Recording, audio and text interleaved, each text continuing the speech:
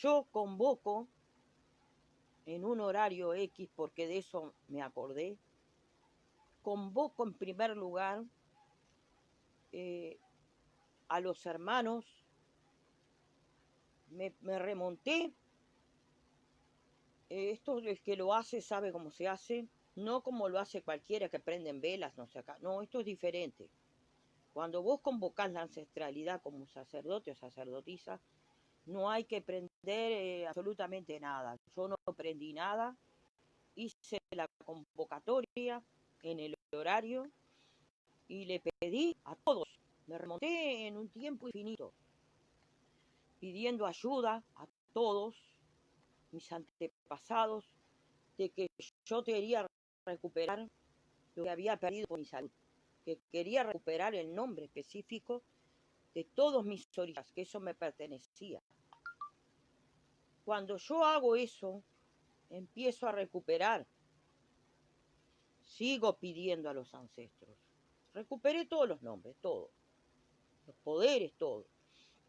Porque vos, si tenés poderes extraordinarios, como sacerdote o sacerdotisa, tenés que convocarlos a un nombre específico, que no sucede en el candomblé. ¿Ok? Bueno, te voy a contar la historia del potencial de la ancestralidad. Cuando yo convoco al oráculo egipcio, me entero de que estas mujeres, esto es una historia contada por ellas mismas. Yo soy testigo, usted puede creer en mí o no, yo soy testigo de lo que ha sucedido cuando esas mujeres, ellas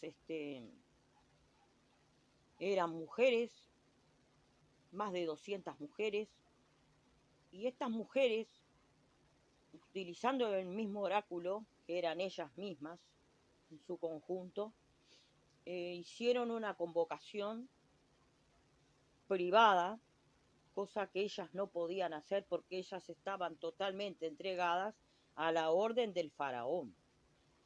Ellas hicieron una convocatoria privada entre ellas y preguntaron qué iba a pasar con ellas, porque ellas tenían ciertas dudas por guerras que habían. Te estoy contando que esto sucedió en el siglo X, en el, déjame pensar, 100 años después, no fue antes de Cristo. Cuando el acontecimiento, y te estoy contando esto de lo que yo hablé en su momento y estoy utilizando mi memoria. Cuando ellas fueron testigos de que viajaron al menos 10 mujeres del oráculo egipcio, viajaron a lo que es hoy por hoy el lugar donde el Jesús que conocen todos, ellas tuvieron la oportunidad de ver a Jesús en su tarea. Ellas no me dicen en ningún momento, no me asocian nada de que Jesús, si tuvieron algún diálogo con él, sencillamente me dicen, estas sacerdotisas nubias, porque estas ya eran nubias, no eran egipcias en sí mismo, ellas venían del Sudán, cuando todo esto que se complementó, ¿verdad? Que había una gran unión entre los nubios, que tenían casi lo mismo, ¿verdad? Que tenían en Egipto, era esa adoración y ese respeto, que hoy no existe, y que hubo alguien que usurpó algo que no le pertenecía. Queridos amigos, esta parte de la historia que les estoy contando, la cuento, no está en ningún libro. Quiero decir, puedo tener el riesgo acá de dialogar todo esto, ¿entiende? De que me empiecen a denunciar este Facebook. Debido a la historia y el dato histórico, ¿cómo te puedo decir? que nadie lo tiene, solamente en mi persona está, porque yo soy una sacerdotisa, porque soy antropóloga y tengo conocimientos de toda índole. Estoy corriendo el riesgo con lo que le estoy contando, de que me empiecen a denunciar como me hicieron en otros Facebook, porque yo hablo cosas que no están en la historia y que son verdaderas, ¿me entiende? Porque por alguna razón me denuncian. Yo estos datos que doy, no los doy por ir en contra de nadie, los doy para que usted se informe. Esa es la finalidad. No tengo fines de lucro, ni tampoco estoy para que me copien y terminar en un canal Illuminati, por ejemplo. No es mi afán, les digo, discúlpenme que me vaya un poco del tema, es muy emocionante para mí poder compartir nuevamente en otro lugar, no estoy en este Facebook, un dato histórico que no está escrito en ningún lado, no está en ningún lado, está sabiéndolo de mi palabra.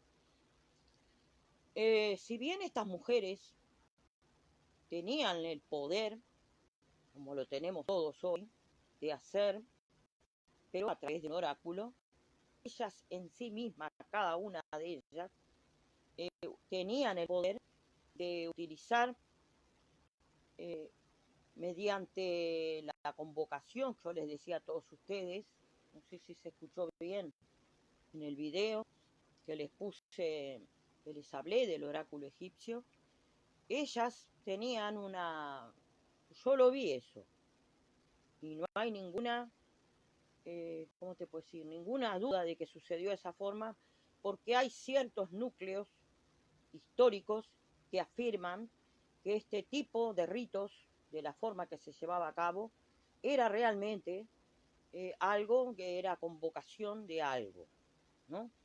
Eh, yo acá no quiero entreverarlos a ustedes porque sé que acá en este Facebook, y lo lamento muchísimo, eh, creo que es muy fuerte todo lo que yo dialogo para todos ustedes, porque sucede, señores, lo lamento, voy en contra de lo que me dijo mi orilla, las personas no están preparadas para comprender datos históricos de esta índole.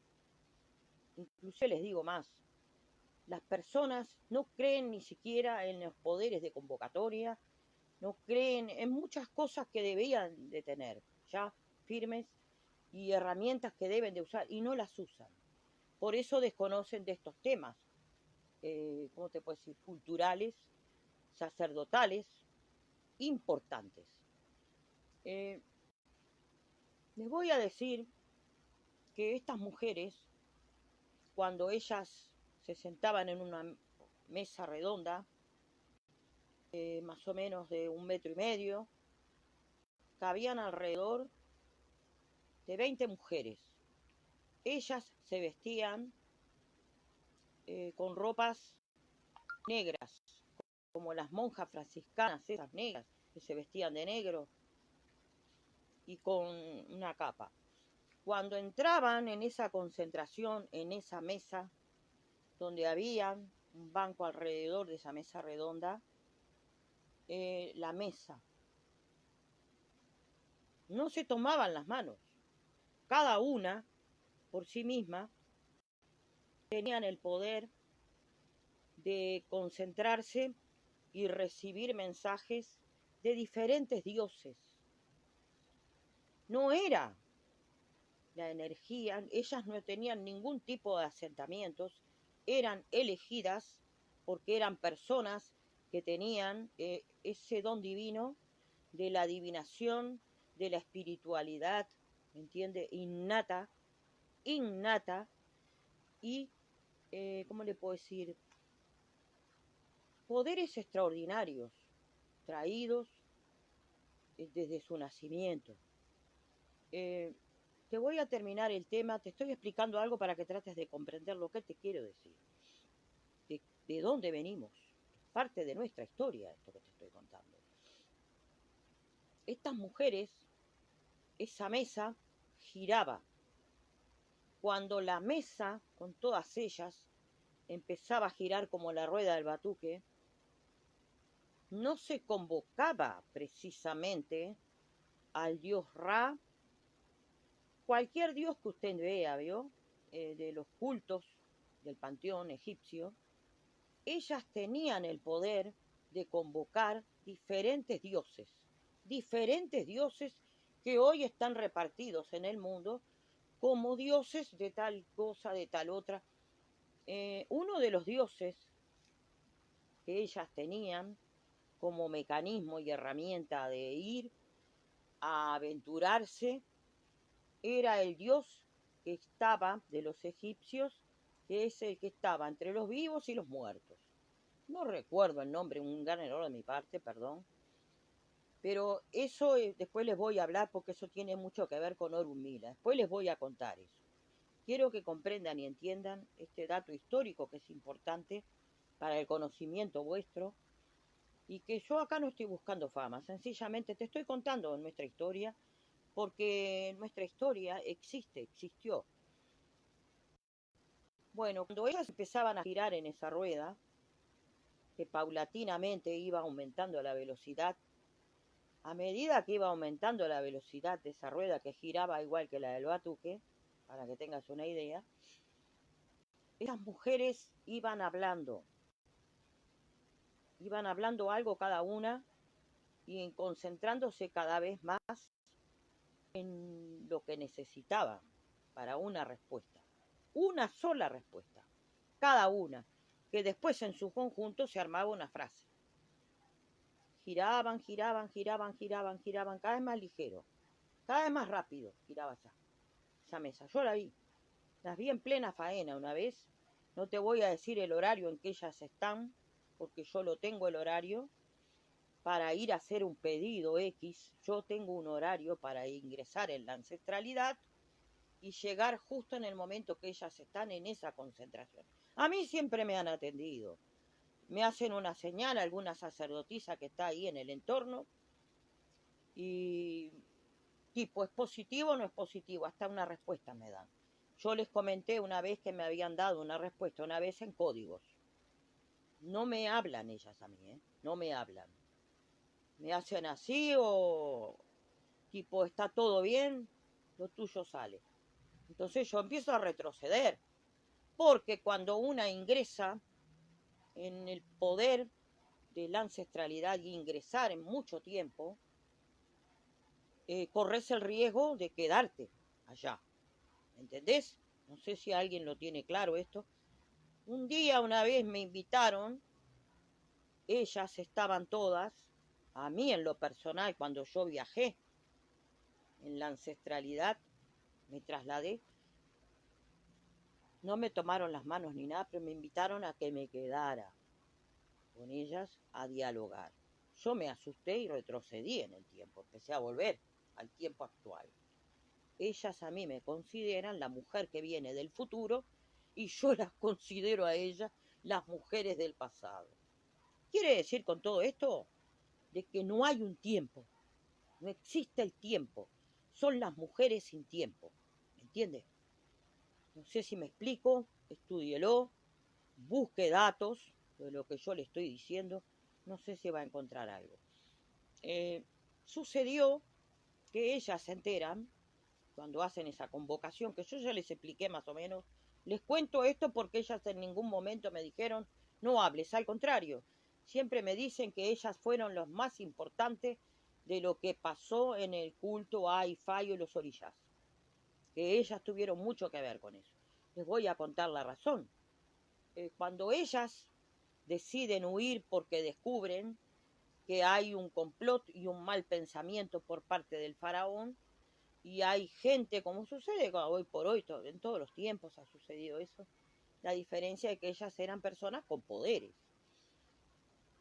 Les cuento, sucede que estas mujeres, debido a que ellas tenían sus riquezas, vivían muy bien, tenían un espacio muy amplio donde ellas podían tener hasta esclavas, que tenían todo, absolutamente todo.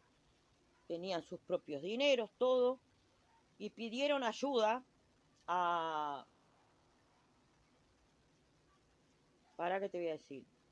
Ellas decidieron huir de lo que es Egipto debido a que había un complot para matarlas. Sucede que estas mujeres en la historia no están marcadas como eran mujeres, sino que figura como que eran hombres, el oráculo egipcio. Sin embargo, yo les aseguro que eran mujeres.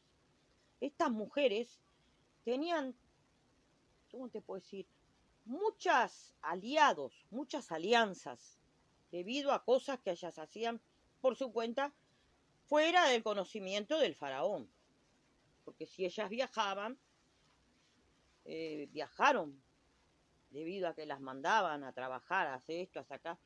No tenía conocimiento yo de que ellos hubieran viajado a Jerusalén, a estos lugares donde Jesús estaba en su momento.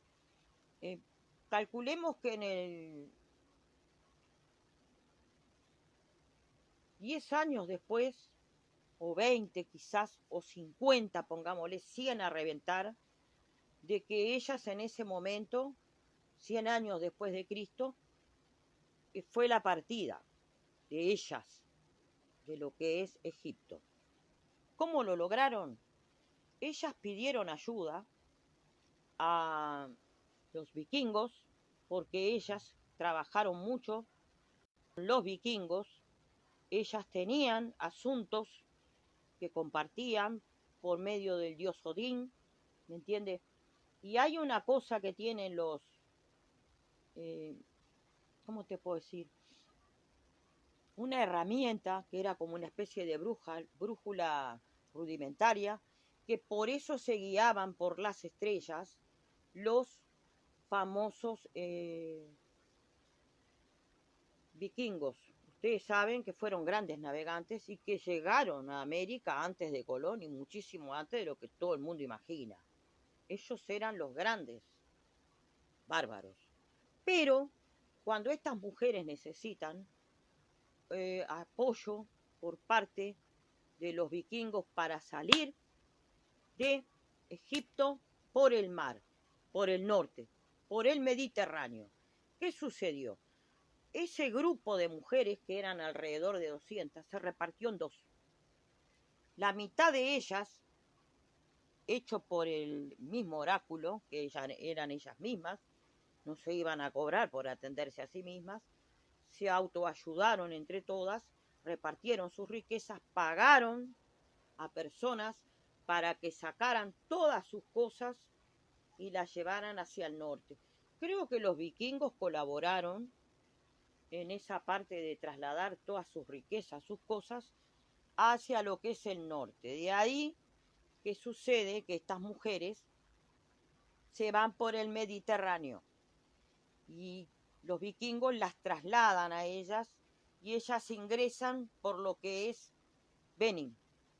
Son bien recibidas, porque nadie ignoraba de esas mujeres. No están en la historia esas mujeres, la existencia de esas sacerdotisas, porque ellas pidieron cuando ingresaron que ellas tenían ciertos compromisos, como usted lo tiene con un cliente cuando atiende. Entonces estaba el secreto sacerdotal de la persona que se atiende con el sacerdote. En ese caso ya existía. Vaya teniendo en cuenta lo que le digo. La otra mitad de las mujeres partieron hacia lo que es hoy Nigeria, guiadas por su propio oráculo, viajaron, llegaron a Nigeria, y estas mujeres, cuando llegan y se instalan repentinamente de la nada, se hacen construcciones fabulosas, porque tenían mucho dinero y podían pagar una mano de obra. Cuando los nigerianos de aquellos entonces, calculale 120 años después de Cristo, empiezan a ver esa movida que hay de personas que empiezan a ingresar, ellas más o menos hicieron las cosas relativamente con prudencia.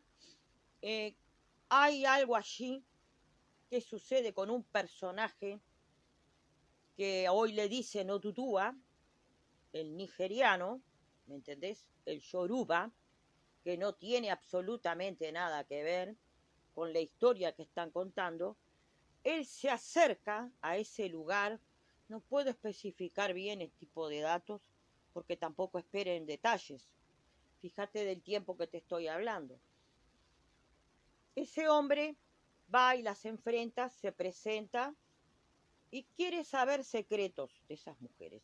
Esas mujeres piden a ese supuesto Dudúa, que es el famoso guerrero, el verdadero, el que sí existió, pero no es el mismo que dicen que tienen en Ileife. Vamos a la verdadera historia. Estamos hablando de cosas verdaderas.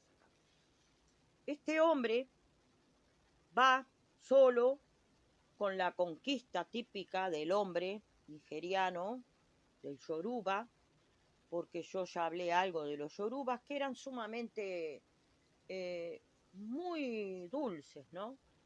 Muy educados para tratar con mujeres.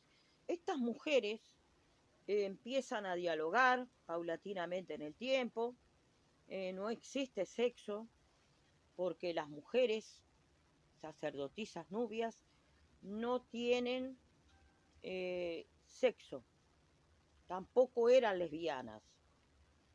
Ahora les voy a contar esa parte.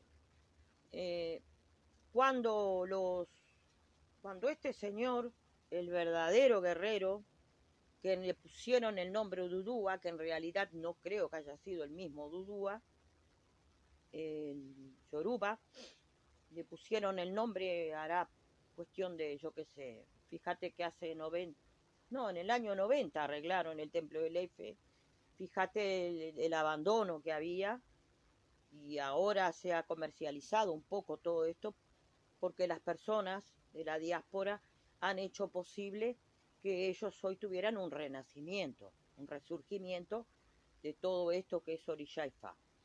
Estas mujeres no desconocían de dónde provenían sus poderes, no existían asentamientos y tampoco, ¿cómo te puedo decir?, existía lo que era Ifá. Cuando este hombre, este negro que les digo, de la época que les estoy comentando, él les hizo una propuesta, una oferta, y quedaron en un compromiso que en realidad ese compromiso no fue respetado por ese negro que influyó sobre esas mujeres. De ahí viene la protesta de estas sacerdotisas que me hacen saber a mí que hubo una estafa. ¿Me entiende? No lo digo yo. El que tenga poder de convocatoria y pueda decir lo contrario, que lo diga.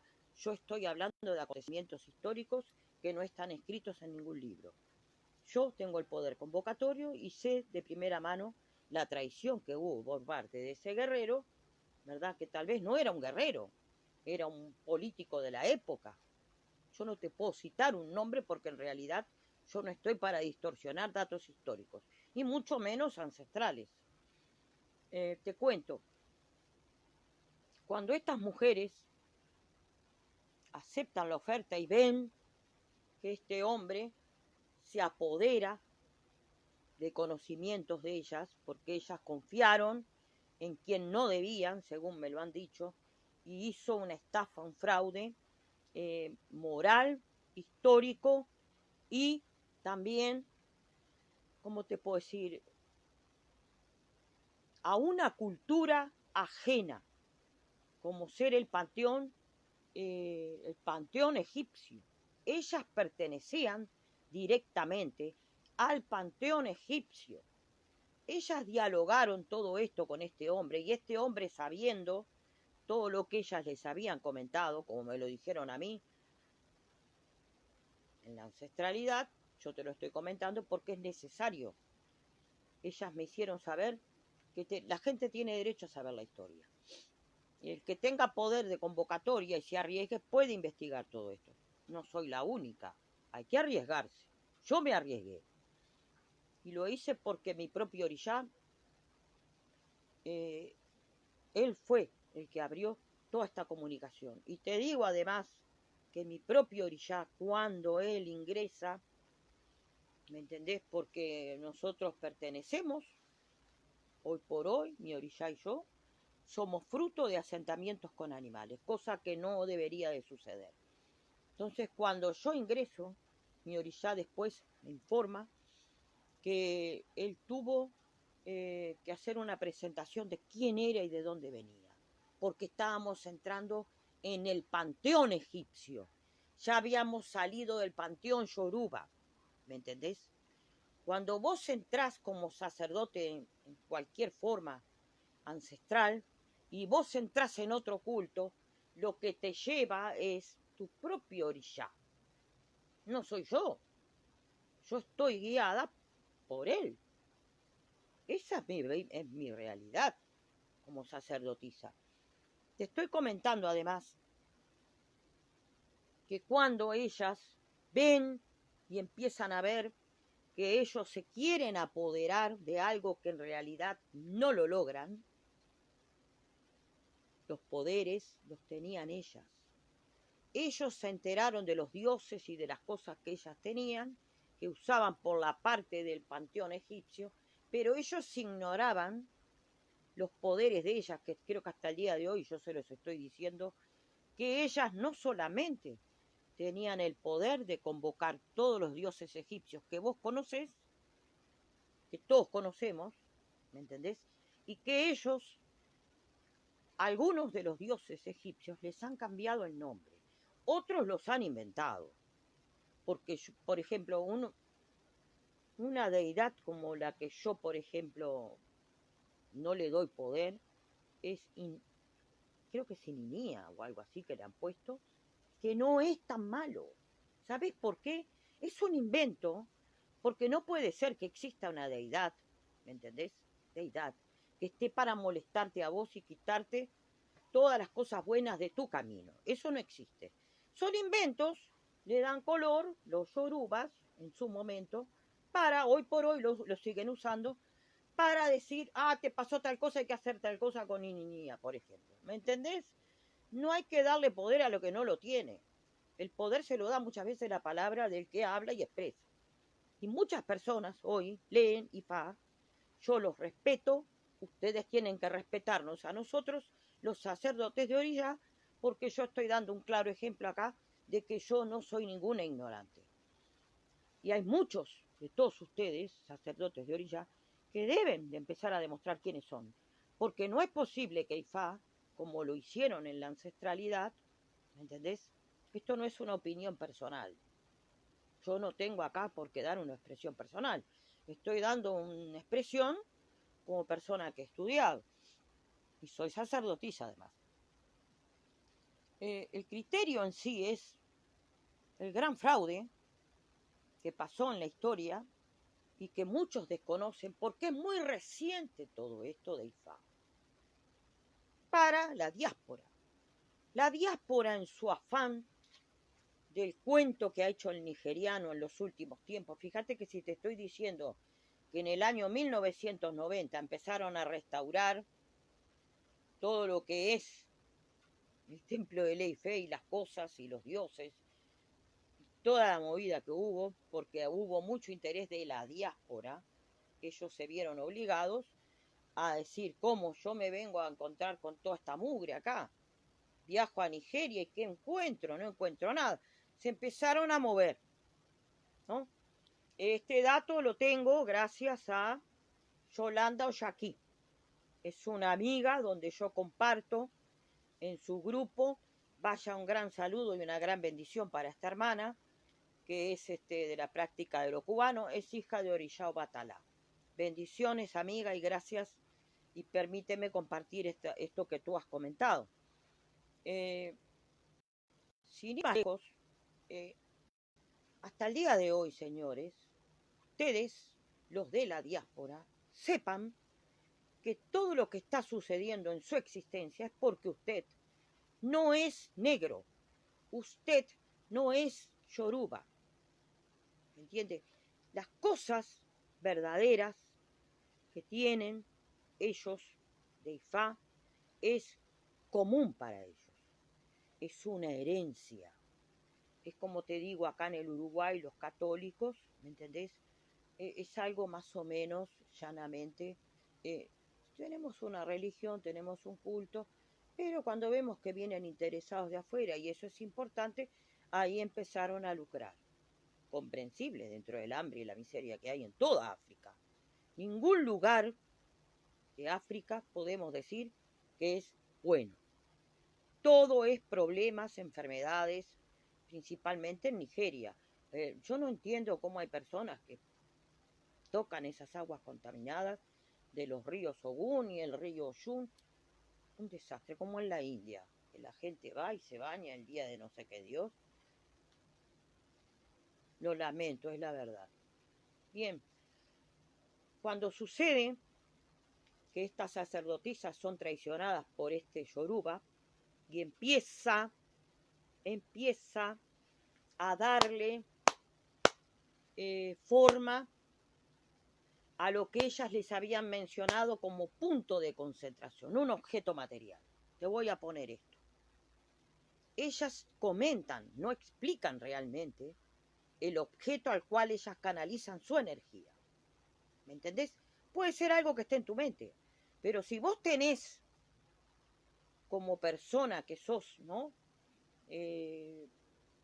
Tenés poderes extraordinarios y no tenés ningún tipo de asentamiento. Yo, por ejemplo, soy mujer, tengo una caravana acá, ¿me entendés? Nadie lo nota, pero ese puede ser mi canal en mi mente para canalizar mi energía y mi potencial y mi poder, mi concentración en un Dios X. ¿Me entendés? Eso es lo que ellos no entendieron, los nigerianos. Eso no está en ningún lado, te lo estoy contando yo. Es inédito. ¿Qué sucede con todo esto? Estoy arriesgando este Facebook, más no mi canal. Ahí no van a poder embromarme. Nadie. Cuando ellas comentan todo esto a ese hombre tiene la idea, agarró un objeto, cual fuera, él fue el que inventó todo esto, no existe tal historia de liturgia que patatín, que patatán. Esta es la verdadera historia. Empiezan a agarrar objetos. ¿Por qué el Orishá, ¿me entiende? Tiene un falo. Miren, los nigerianos tienen la costumbre, muestran en fotos penes de más de 1 metro, que tiene un muñeco de madera. Y ahí supuestamente está sentado el Orishá. ¿Por qué? ¿Por qué el falo? ¿Por qué tienen tanto sexo? Acá voy a lo que te decía, de que por qué las mujeres nubias, las sacerdotisas egipcias, no tenían esposos y sin embargo tenían sexo. Porque el sexo en sí mismo, dentro de una sacerdotisa egipcia, ¿me entendés? Era un poder, una ye, para que vos lo entiendas hoy. A ver si me estás entendiendo lo que te estoy diciendo, que vos tenés que usarlo. Si sos sacerdote o sacerdotisa, tengas la edad que tengas, el poder del orgasmo, señores, y del sexo, son una ye, que nadie sabe. Yo todo esto lo descubrí con ellas. Ellas tenían el potencial, señores, de hacer masturbación, científicamente hablando, por espiritualidad pura, porque muchos dicen y hablan de que hay que estar sin apegos. Claro, ¿por qué sin apegos? Porque otras personas influencian en la vida de alguien que es totalmente espiritual y entregado y convocador de cosas importantes. Acá voy a lo que sucede cuando las personas dicen, soy un iluminado, soy esto, soy aquello, no a los apegos. No tienen sexo con sus esposas. No tienen que tener esposas, en primer lugar. Usan la masturbación porque el acto de masturbarse a soledad de un sacerdote, sea usted mujer mayor o hombre mayor que no tenga su pareja, usted cuando usted hace el sexo a solas, cuando usted eyacula, ese instante es el momento en que usted tiene que pedir. Eso es una ye para la mujer y para el hombre. No necesita compartir sexualidad con otra persona que no sea de su culto. Si usted está casado con una mujer que no pertenece a lo que usted es y usted tiene sexo, ese momento es diferente. Si usted lo tiene a solas, usted tiene una ye en sus manos, usando sus propias manos, ¿me entiende? Cuando usted tiene el acto de, que muchos dicen, me siento cerca de Dios. Claro que es así, es eso mismo, aunque usted no lo quiera creer. Estas mujeres, les voy a decir la razón por la que ellas no tenían hombres, uno de los poderes que tenían eran masturbarse ellas y pedir por la humanidad. Mire lo que le estoy contando en ese momento, porque lo tomaban de esa manera, la pura y exclusiva, ¿cómo te puedo decir? Espiritualidad real, sin apegos, sin tener pareja, ni hombre ni mujer, es porque las personas se masturban, porque la masturbación es una Y. Bueno, amigos, creo que he concluido con el tema y de ahí en más sucede que cuando los nigerianos de aquellos entonces, no fue 500 años antes de Cristo, saque sus conclusiones de que ellos empezaron a darle cuerpo y forma a cada orishá. Ellos le pusieron el nombre orishá a lo que cada mujer tenía como punto de poder. Mirá todos los secretos que les contaron y todo lo que hicieron. Por ejemplo, te voy a mostrar esto. Lo primero que hicieron es su orishá. Materialmente te estoy mostrando esto. Este sería su orishá. ¿Cómo hicieron para darle un poder a eso que esas mujeres les dieron? Mataron, pusieron no sangre de ningún animal. Era otra época. Sacrificaban seres humanos. Y no sé cuántos sacrificaron en el primero. ¿Me entendés? Porque hasta el día de hoy se sigue haciendo, no solamente como Evo. Los yorubas en sí mismos, los sacerdotes de Ifá, que tienen múltiples esposas y concubinas, las concubinas las compran en las tribus alejadas, ¿entendés? Las usan como mujeres, van, las llenan de hijos y después las dejan tiradas. ¿Por qué se cree usted que hay tantos niños en la calle tirados? Porque hacen esas cosas.